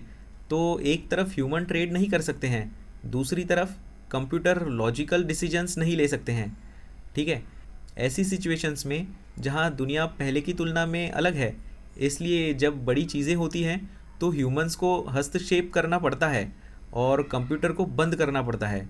हमें अभी भी यह देखना बाकी है कि क्या कंप्यूटर स्टॉक मार्केट क्रैश के दौरान ट्रेड कर सकता है, ठीक है, और वास्तव में पैसा कमा सकते हैं। तो मैं कहूँगा कि हाँ, इंडस्ट्री निश्चित रूप से अधिक कंप्यूटर ड्रिवन एल्गोरिथमिक और अधिक क्वांटिटेटिव हो गया है। हाँ, इसने इंडस्ट्री के लिए क्या किया है? इसने बाज़ार से बहुत सारे शॉर्ट टर्म अपॉर्चुनिटीज़ को छीन लिया है। जब आप इंडस्ट्री में इस समय होने वाली चीज़ों को देखते हैं तो पैटरनोस्टर स्क्वायर में लंदन स्टॉक एक्सचेंज के आसपास किराए की कीमतें आसमान छू रही हैं, क्योंकि सभी कॉन्स ट्रेडर्स एक्सचेंज में नैनो सेकेंड में सबसे तेज़ कनेक्टिविटी चाहते हैं, ठीक है? इससे वे अन्य एल्गोरिदम्स को हरा सकते हैं। और आप एल्गोरिदम्स देखते हैं जो केवल यह अनुमान लगाने के लिए बनाए गए हैं कि अन्य एल्गोरिदम्स क्या करने की कोशिश कर रहे हैं, ठीक है? इसलिए यदि आप एक डे ट्रेडर हैं तो आपके पास क्या चांस है कि आप ऐसा न करें, क्योंकि आप जानते हैं कि ये मशीनें सामान्य दिनों में आपको हरा देंगी जब कुछ नहीं चल रहा हो। हाँ, लेकिन जब बड़ी चीज़ें होती हैं तो ह्यूमंस को हस्तक्षेप करना पड़ता है, मशीनों को बंद करना पड़ता है। इसलिए दुनिया के अधिक कंप्यूटर ओरिएंटेड होने के संदर्भ में निश्चित रूप से ऐसा होगा और यह जारी रहेगा। ह्यूमन ट्रेडर्स के लिए इसका क्या मतलब है? इसका मतलब है कि शॉर्ट टर्म अपॉर्चुनिटीज़ मौजूद नहीं हैं या वे पहले की तुलना में बहुत कम मौजूद है। इसलिए आपके पास बहुत लॉन्गर टाइम हॉरिजॉन और एक अलग अप्रोच होना चाहिए। इसलिए मेरा अप्रोच 1 से 3 महीने का है। मुझे मिनट दर मिनट के आधार पर मशीनों के बारे में चिंता करने की आवश्यकता नहीं है। मुझे सच में परवाह नहीं है। I don't care. Last one, just here in front. एक ट्रेडर के रूप में हम पहले चार्ट और ट्रेंड्स का उपयोग करके थोड़े तेज डेटा के साथ काम कर रहे थे, और इस तथ्य के कारण आपकी सफलता क्या है कि आप इस सभी बिहेवियरल व्यू, फंडामेंटल्स और चार्ट से समझौता कर सकते थे। Okay. सुनिए, मैं 1 सेकंड के लिए भी यह नहीं कहता कि टेक्निकल एनालिसिस महत्वपूर्ण नहीं है। यह महत्वपूर्ण है क्योंकि यह फंडामेंटल्स का एक चेहरा है और यह एक बहुत अच्छी हेड चेक प्रदान करता है। इसलिए जब आपके पास एक फंडामेंटल इंक्लिनेशन होता है जहां आपने किसी स्थिति पर अपना सारा काम किया है और आप मानते हैं कि अगले वर्ष कुछ बड़े पैमाने पर बढ़ने वाला है, और फिर आप टेक्निकल्स की जांच करते हैं और यह कहता है आप अगले 2 महीनों के लिए गलत होने जा रहे हैं, फिर यह वॉच लिस्ट में चला जाता है और आप तब तक प्रतीक्षा करते हैं जब तक कि यह वास्तव में आपके पक्ष में न हो जाए। फिर आप इसमें कूद पड़ते हैं और फिर सभी प्लैनेट्स अलाइंड होते हैं। इसलिए आपको फंडामेंटल एनालिसिस पर टेक्निकल एनालिसिस को लागू करने के लिए उस तरह के अनुशासन की आवश्यकता है। लेकिन फिर जो लोग 100% टेक्निकल एनालिसिस का उपयोग करते हैं, जब कोई चीज़ किसी ट्रेंड को तोड़ती है या जब कोई चीज़ किसी रेंज को तोड़ती है, तो आप जानते हैं कि यह फंडामेंटल रीज़न से हो रहा है। क्या आपके पास ट्रेडिंग के लिए कोई फंडामेंटल या टेक्निकल मॉडल है जो आप अपने ट्रेडिंग सिस्टम में यूज़ करते हैं? नहीं, मैंने कोई फंडामेंटल मॉडल नहीं बनाया है। मैंने कोई टेक्निकल मॉडल भी नहीं बनाया है। मैं हर उस चीज़ का बेस्ट लेता हूँ जो काम करती है और उसे अपनी प्रोसेसेस अपने सिस्टम में डालता हूँ। हाँ। Yeah. ठीक है, तो क्या आपको लगता है कि बीबीसी $1 मिलियन ट्रेडर्स पर इन लोगों को ट्रेनिंग देकर आपको इंस्टीट्यूट ऑफ ट्रेडिंग और पोर्टफोलियो मैनेजमेंट संस्थान बनाने की प्रेरणा मिली? खैर, मेरा मतलब है कि टीवी प्रोग्राम के बाहर जाने के 1 साल बाद मैं वास्तव में आउटस्कर्ट्स में जाकर छिप गया और अपने पैसों से ट्रेड किया और वास्तव में फिर से उसमें वापस आ गया। लेकिन उसी समय मुझे दुनिया भर से मैसेजेस मिल रहे थे और कुल मिलाकर शायद 7 से 9 महीने के भीतर दुनिया भर के लोगों से लगभग 5 से 6 हज़ार मैसेजेस आए, जिसमें कहा गया था कि क्या आप मुझे ट्रेडिंग सिखा सकते हैं। तो मैं घर से ट्रेड करने और सप्ताह में 1 दिन ऑफिस में बिताने से थोड़ा बोर हो गया था, तो मैंने सोचा कि मुझे वास्तव में लोगों को सिखाना चाहिए। इसलिए मैंने एक कोर्स तैयार किया जिसमें मूल रूप से मैंने ट्रेनिंग के दौरान अपने दिमाग को कागज़ पर उतारा और फिर उसका अर्थ निकालने की कोशिश की और उसे ऐसी भाषा में रखा जिसे हर कोई समझ सके। और फिर मैं बाहर गया और यूके का 10 सप्ताह का दौरा किया, जो ग्लासगो से शुरू हुआ और लंदन में ख़त्म हुआ। और इसके साथ विचार यह था कि बाहर जाकर इसे किया जाए और देखा जाए कि क्या लोग वास्तव में समझ रहे हैं कि मैं किस बारे में बात कर रहा था। क्योंकि आप जानते हैं कि प्रोफेशनल साइट पर इतना समय बिताने के बाद जब आप उससे बाहर आते हैं और आप सामान्य लोगों से ट्रेडिंग के बारे में बात करना शुरू करते हैं, तो आपने इसे पहले कभी नहीं किया होता। क्या वे वास्तव में समझ पाएंगे कि आप किस बारे में बात कर रहे हैं? इसलिए आपको जाकर इसका टेस्ट करना होगा और आपको जाकर लोगों को सिखाना होगा और देखना होगा कि वे क्या सोचते हैं और उनका रिस्पॉन्स क्या है। और लगभग 10 सप्ताह के बाद जो कुछ भी मैं लोगों को सिखा रहा था उसमें से 90% लोग समझ गए। इसलिए मुझे अन्य 10% को फिर से ट्रेन करना पड़ा और फिर वास्तव में वर्तमान स्थिति शुरू हुई, जो कि इंस्टीट्यूट ऑफ ट्रेडिंग और पोर्टफोलियो मैनेजमेंट संस्थान है। हमें इसके बारे में थोड़ा और बताइए कि आप अपने स्टूडेंट्स के लिए क्या हासिल करने की कोशिश कर रहे हैं।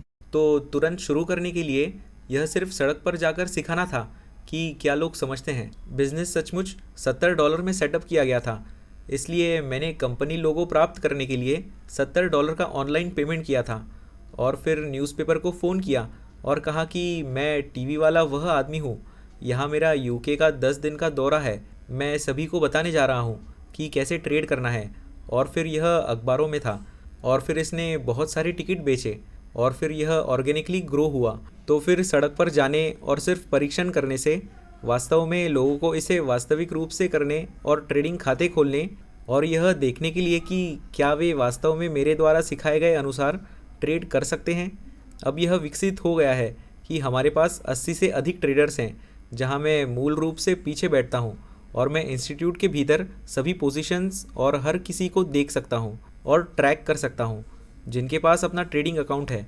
यह सिर्फ एक सामान्य व्यक्ति है जिसे आप जानते हैं कि उनके पास दिन की नौकरी है, उनके स्टूडेंट्स एक्सेट्रा एक्सेट्रा। उद्देश्य हमेशा यह होता है, नंबर 1 कम्युनिटी को पैसा कमाना है। इसलिए कुल मिलाकर कम्युनिटी ऊपर है, क्योंकि यह मूल रूप से कहता है कि मैं जो सिखा रहा हूँ वह काम करता है। 2 साल में कभी भी ऐसा महीना नहीं आया जहाँ कम्युनिटी लॉस में रही हो। दूसरा, इसलिए मुझे पता है कि आपको अपने आप को कंपैरेटिव नहीं मापना चाहिए।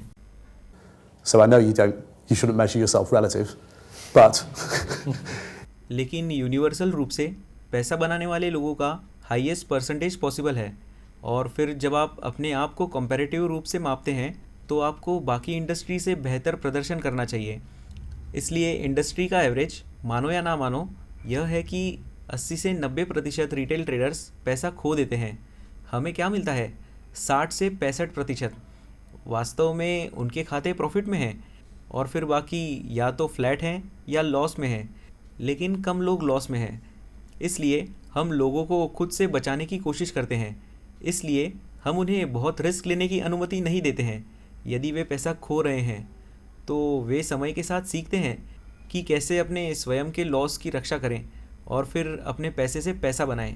तो अब एक्चुअल में जो हुआ है वह यह है कि ट्रैक रिकॉर्ड के कारण आपको कम से कम 12 से 18 महीने तक ट्रेड करना होगा, इससे पहले कि कोई आपके पास आ सके और कह सके कि आप एक्चुअल में ट्रेडिंग में बहुत अच्छे हैं। मैं आपको ट्रेड करने के लिए पैसे देने जा रहा हूँ, क्योंकि पिछले 12 महीनों में आपने 12 में से 8 महीने में पैसे कमाए हैं और जिन महीनों में आप पैसे खोते हैं आप सही चीज़ें करते हैं और जिन महीनों में आप पैसे कमाते हैं आप तभी भी सही चीज़ें ही करते हैं। तो एक ट्रेडर के रूप में आपका बिहेवियर अच्छा है और पिछले 12 महीनों में आपके द्वारा किए गए 100 ट्रेड्स में से आपको 50-55 का विन रेशो मिला है और आप वास्तव में अन्य मैट्रिक्स का भी उपयोग करते हैं जिनके आधार पर हम सिस्टम के बैकएंड में आपको मेजर करते हैं। और अब हम जो करते हैं वह यह है कि हम या तो लोगों को 12 महीनों के बाद खुद ट्रेड करने के लिए या बाहरी इन्वेस्टर से पैसा देते हैं, या हम लोगों का ट्रैक रिकॉर्ड लेते हैं और हम उन्हें हेज फंड्स को बेच देते हैं, और हेज फंड्स हमें 2 वर्षों में उनके बेसिक सैलरी के परसेंटेज के रूप में आने वाले व्यक्ति के आधार पर पेमेंट करते हैं। बेसिक सैलरी में से नहीं बल्कि उसके आधार पर मापा जाता है। इसलिए यदि किसी को 2 वर्षों में 1/4 मिलियन पाउंड का भुगतान किया जाता है तो हेज फंड के लिए हमारी कंसल्टेंसी फ़ी 125,000 पाउंड्स हो सकती है। इसलिए आप जानते हैं कि यह हमारे लिए बहुत अच्छा है, क्योंकि शिक्षा के मामले में कोई राज नहीं है। यह अच्छा होना चाहिए, क्योंकि जब मैं जाता हूँ और हेज फंड्स को देखता हूँ और उनसे कहता हूँ कि मेरे यहाँ एक व्यक्ति है जिसने पिछले 12 महीनों में अच्छा प्रदर्शन किया है और पैसा कमाया है, वे आपके फंड और आप जो अचीव करना चाहते हैं उसको सूट करता है। पहली बात क्या है जो वे मुझसे पूछते हैं, अच्छा उस व्यक्ति को कैसे सिखाया जा रहा है, और मैं जो सिखाता हूँ उसे उनके सामने रखना होता है। इसलिए तथ्य यह है कि मुझे उनके साथ एक कॉन्ट्रैक्ट भी मिलता है। आप जानते हैं कि उनके लिए यह शून्य है, यह एक ज़ीरो कॉल सिचुएशन है। उन्हें कॉन्ट्रैक्ट पर साइन करने में कुछ भी खर्च नहीं करना पड़ता है, और फिर एक प्रॉफिटेबल व्यक्ति आता है, इसलिए उनके पास कोई नेगेटिव साइड नहीं है। उन्हें मूल रूप से यह वैलिडेट करना होता है कि सभी को क्या सिखाया जाता है। दूसरी बात जो वे पूछते हैं वह मुझे ट्रैक रिकॉर्ड दिखाने को कहते हैं। आइए उनके सभी ट्रेड्स को देखें कि वे कितना पैसा बनाते हैं। पिछले वर्ष उनका बिहेवियर कैसा था जब यह बाज़ार में हुआ, जब वह बाज़ार में हुआ, एक्सेट्रा एक्सेट्रा। उसके बाद उन्हें स्पष्ट रूप से देखना होगा कि 12 महीनों में आपने उन सिचुएशंस में क्या अच्छा बिहेवियर किया है, और यदि आपका बिहेवियर अच्छा है, आपने सही शिक्षा प्राप्त की है, आप पैसे कमा रहे हैं, तो आपका इंटरव्यू लिया जाएगा। और हमारे पास कई फंड्स हैं जो अब पीछे बैठते हैं और वे हर समय लोगों का इंटरव्यू करते हैं, और हमने लोगों को हेज फंड्स में भेजना शुरू कर दिया है।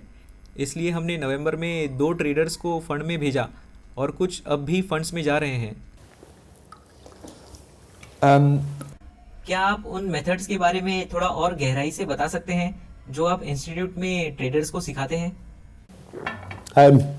हाँ बेशक, हम इस पर नज़र डाल सकते हैं। आप जानते हैं कि इसे कुछ मिनटों में करना मुश्किल है, क्योंकि पब्लिक कोर्स में आमतौर पर पूरा वीकेंड लग जाता है, लेकिन अनिवार्य रूप से यह एक macro economic top down systematic asset selection process है, systematic asset selection process. जिसमें नीचे से ऊपर और टेक्निकल्स और रिस्क मैनेजमेंट शामिल है। क्योंकि मुझे लगता है कि जब आप सीख रहे होते हैं तो एक ट्रेडर के रूप में आपको यह सुनिश्चित करने के लिए प्रोसेसेस और बहुत सारी चेकलिस्ट से गुजरना पड़ता है कि आप कुछ भी बेवकूफ़ी नहीं कर रहे हैं। And और बेसिकली यह क्या है, 16-17 वर्षों के अपने एक्सपीरियंस से मैंने इसे कागज़ पर और सभी बेसिक्स बातों पर लिखा है ताकि आप इसे समझ सकें। और फिर कोर्स के साथ PDFs और एक्सेल स्प्रेडशीट्स आती हैं जहां आप बेसिक रूप से इसे खुद कर रहे हैं और बाद में खुद को सिखा रहे हैं। yourself. And teaching yourself afterwards. इसलिए मेथड्स के संदर्भ में बहुत सारे रिस्क मैनेजमेंट टेक्निक्स जिनकी आप उम्मीद नहीं करेंगे, लेकिन एक्चुअल में बहुत सारे हेज फंड मैनेजर्स द्वारा उपयोग किए जाते हैं। टॉप डाउन अप्रोच एक्चुअल में ग्लोबल लेवल पर 42,000 एसेट्स के साथ शुरू होता है और अलग अलग लेवल्स के माध्यम से नीचे जाता है, और फिर उस बिंदु पर पहुंचना जहां आपके पास 30 से 40 सिचुएशंस की वॉच लिस्ट है, और फिर आपके पास 10 से 20 सिचुएशंस का एक पोर्टफोलियो है। और फिर यह स्पष्ट रूप से रिस्क मैनेजमेंट के बारे में है कि उस पोर्टफोलियो को कैसे मैनेज किया जाए। यह जानना कि बैड सिचुएशंस में क्या करना है, यह जानना कि गुड सिचुएशंस में क्या करना है, और बहुत सारे स्ट्रेस टेस्टिंग।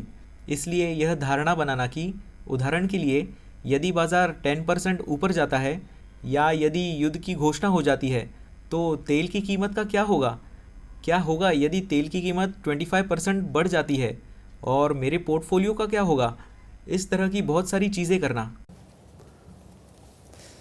तो आप स्पष्ट रूप से एक मैक्रो टॉप डाउन स्ट्रेटजी को आधार के रूप में ले रहे हैं।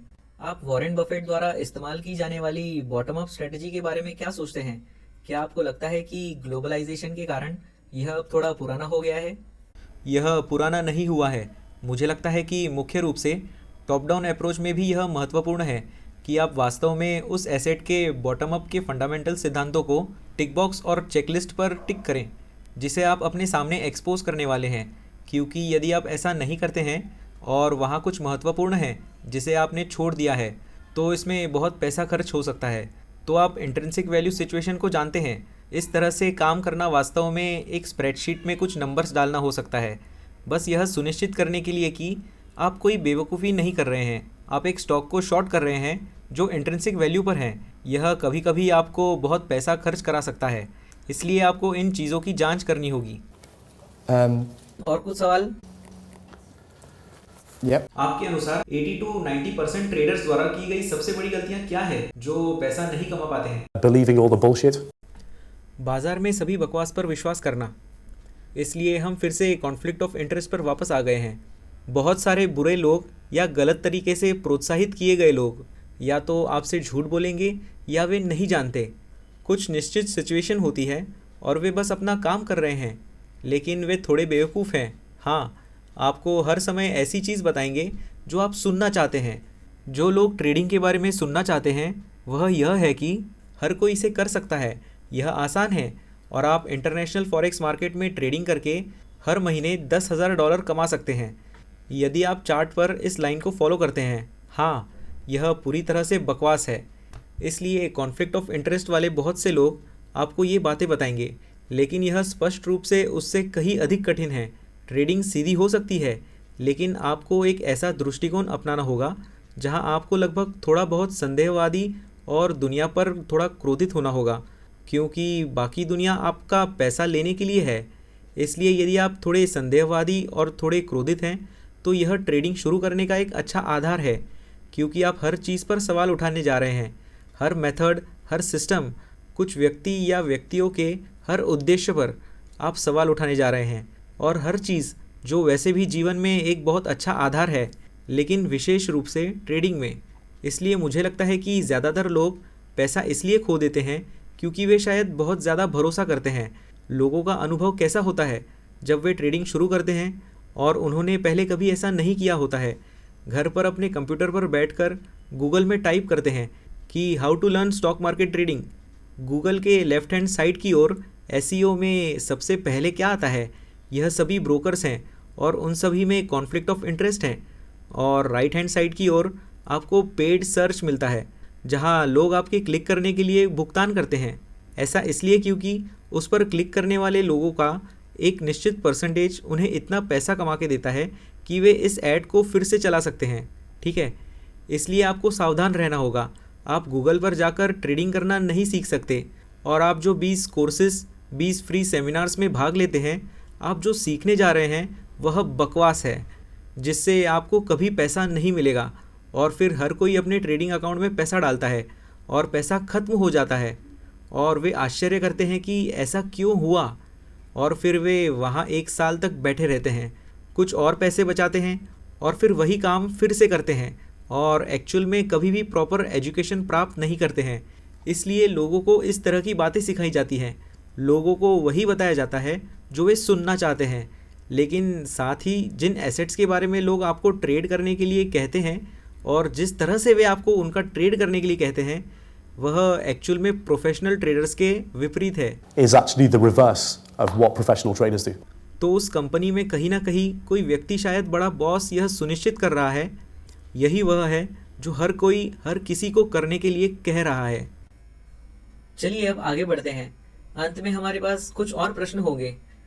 तो जब आप इंस्टीट्यूट को मैनेज कर रहे होते हैं तो आप डे टू डे क्या करते हैं? मतलब आपका रूटीन क्या होता है?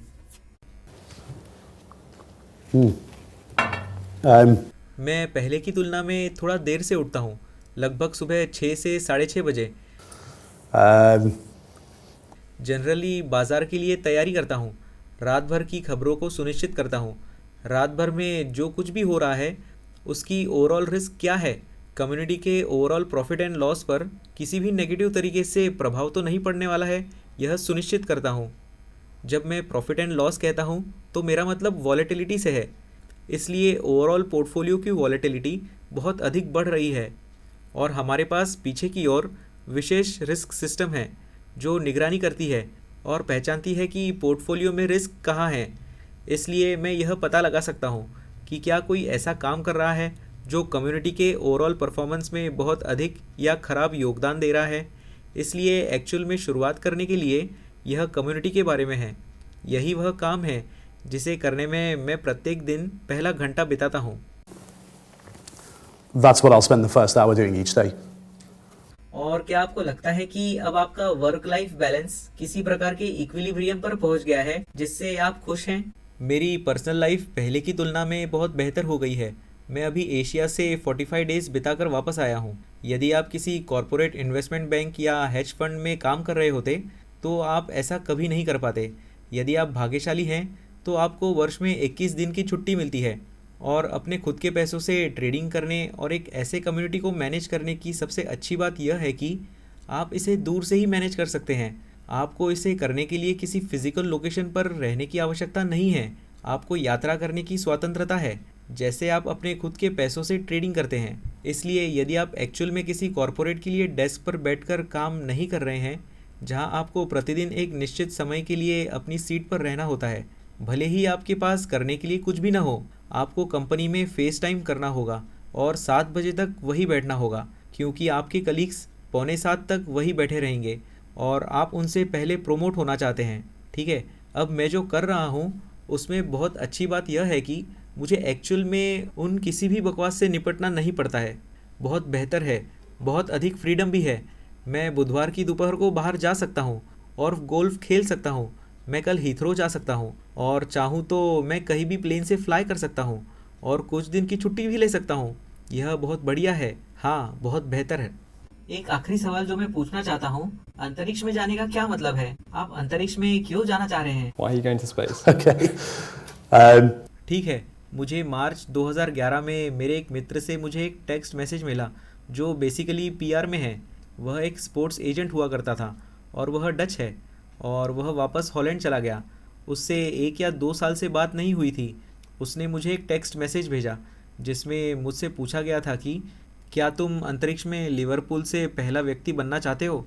तो मुझे लगा कि यह काफ़ी दिलचस्प है, इसलिए मैंने उसे फ़ोन किया और हमने इस पर हंसी मजाक की।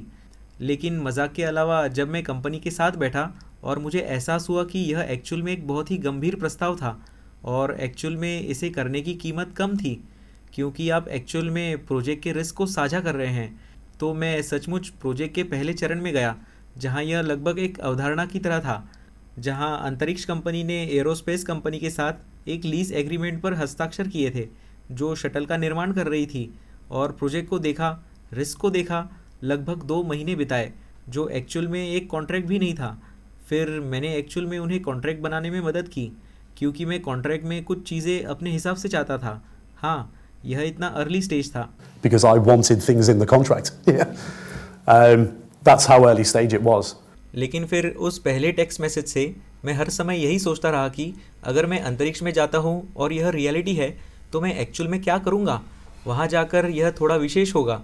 इसलिए मैंने सोचा कि क्यों ना अंतरिक्ष में कुछ अच्छा करने के बारे में सोचा जाए। इसलिए हम में से एक ग्रुप एक रात मेफेयर में ड्रिंक कर रहे थे और मेरे एक मित्र ने कहा कि आप पहला ट्रेड अंतरिक्ष में क्यों नहीं करते। So, well, why don't you do the first trade in space? So. तो मैंने सोचा कि ठीक है, यह एक्चुअल में एक अच्छा विचार है।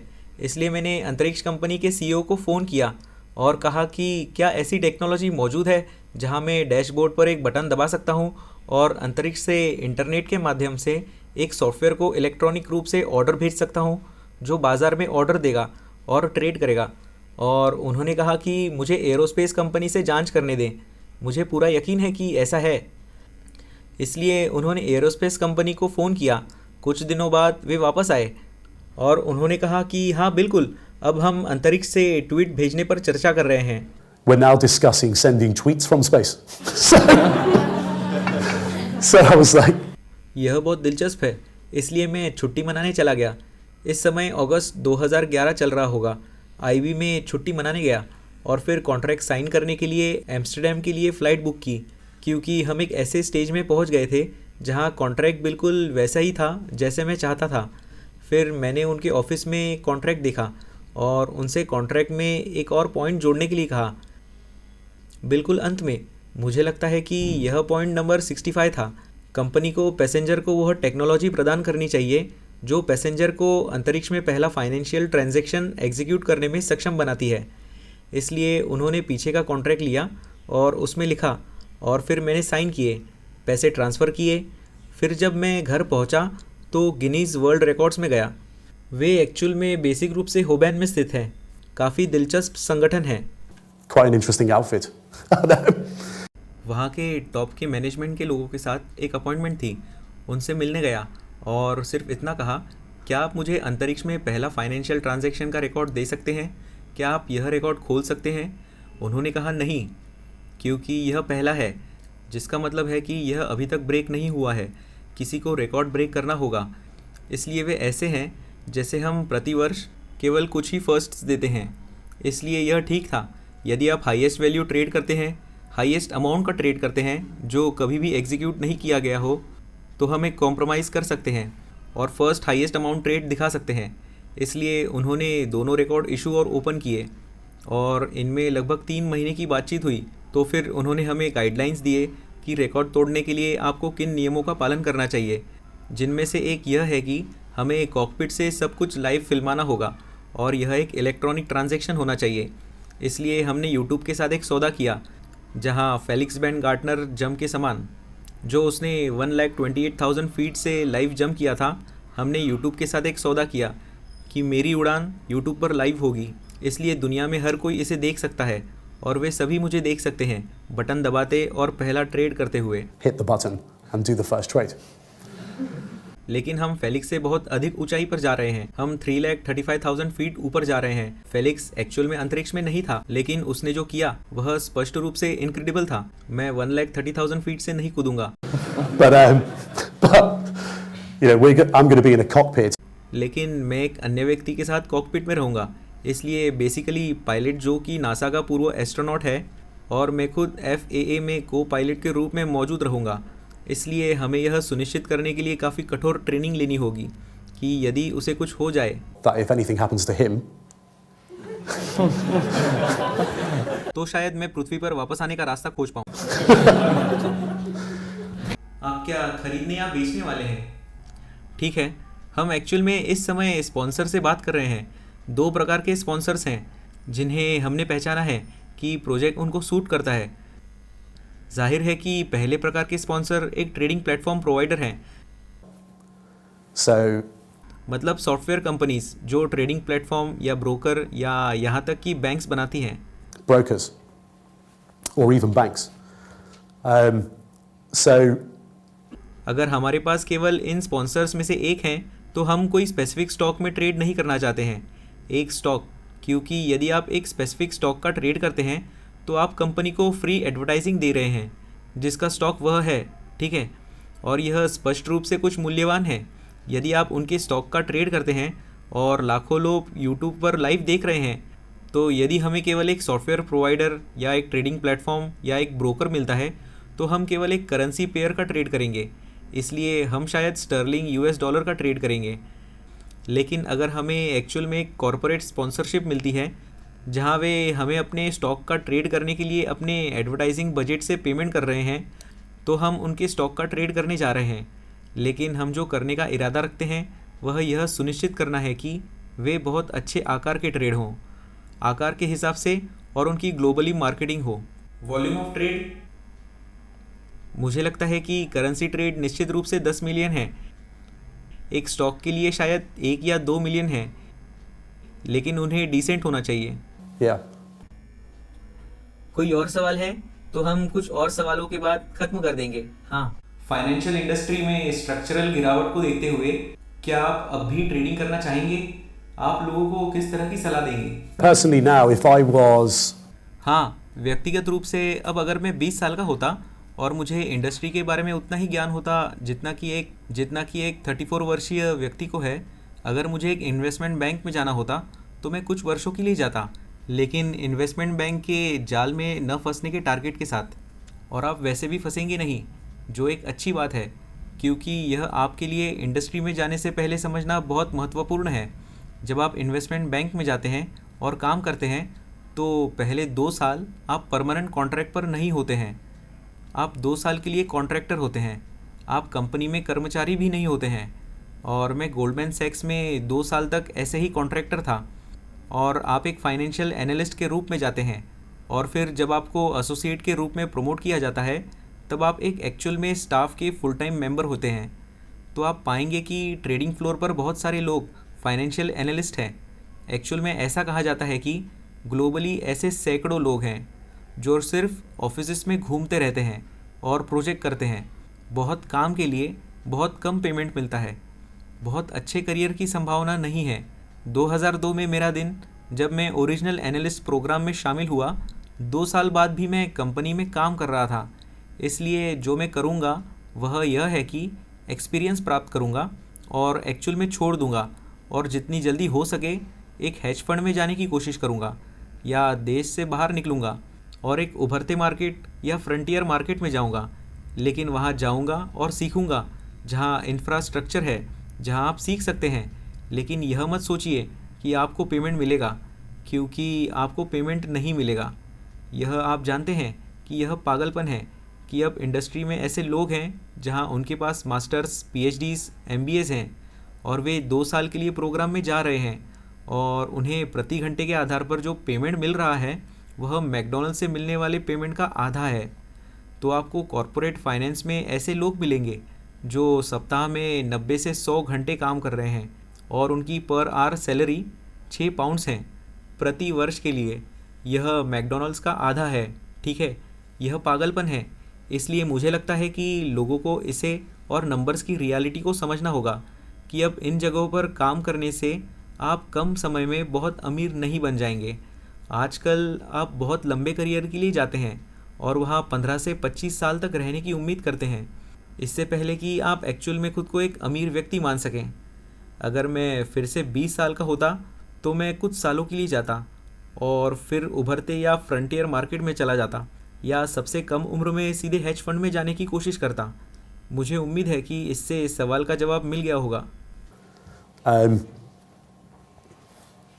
If I was 20 again, I would go in for a couple of years and then go out to emerging and frontier markets, or try and get straight into a hedge fund at the youngest possible age.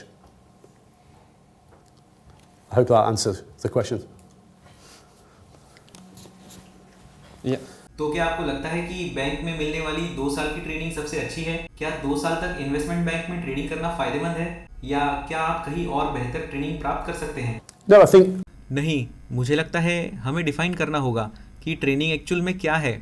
आप जानते हैं कि आपकी training यह नहीं है कि आप सुबह उठें, अपना बैग और नोटपैड लेकर इलेक्ट्रिक थिएटर में जाएं और ट्रेडर्स आएं और आपको सिखाएं कि कैसे ट्रेड करें। आप डेस्क पर हैं, आप अपना काम कर रहे हैं, आप डेस्क का हिस्सा हैं, इसलिए आपकी शिक्षा और आपकी ट्रेनिंग एक्चुअल में काम पर हैं।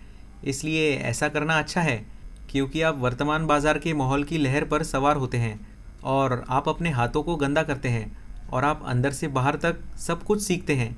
और जब तक आप अपना दिमाग खुला हुआ रखते हैं और कड़ी मेहनत करते हैं और सीखते हैं, यह एक अच्छी एजुकेशन है। लेकिन इस अनरियलिस्टिक एक्सपेक्टेशन के साथ मत जाइए कि 5 साल के भीतर आप करोड़पति बन जाएंगे और आप बाज़ार में सबसे सफल ट्रेडर बन जाएंगे, क्योंकि अब ऐसा कोई विकल्प नहीं है। आपको हेज फंड में जाना होगा। इसके लिए जैसा कि मैंने पहले कहा था कि इन्वेस्टमेंट बैंक्स में जो कुछ बचा है वह वही है जो 5-10 साल पहले कंपनी में ख़राब चीज़ें थी। इसलिए आपको इसमें जाना होगा और एक्चुअल में सीखने की अपेक्षा का थोड़ा स्वार्थ रखना होगा। इंडस्ट्री के बारे में सीखते समय आप क्या सीखते हैं और फिर अपने उद्देश्य पर ध्यान केंद्रित करते हैं। रिलेटिव मेजर्स को न अपनाएं कि मैं 1 लाख पाउंड कमाता हूँ और नेशनल एवरेज सैलरी 35 है। इससे आपको किसी फर्म में रहने के लिए प्रेरित न होने दें। यह बहुत सुरक्षित है। आप अपने जीवन के बाकी हिस्सों के लिए लाइबिलिटीज़ के साथ समाप्त हो जाएंगे। आप ट्रैप्ड हो जाएंगे। you'll be trapped. ठीक है दोस्तों, मुझे लगता है कि हम इसे यही समाप्त कर देंगे। मुझे आशा है कि आप सभी ने इसका आनंद लिया होगा। Pause, please.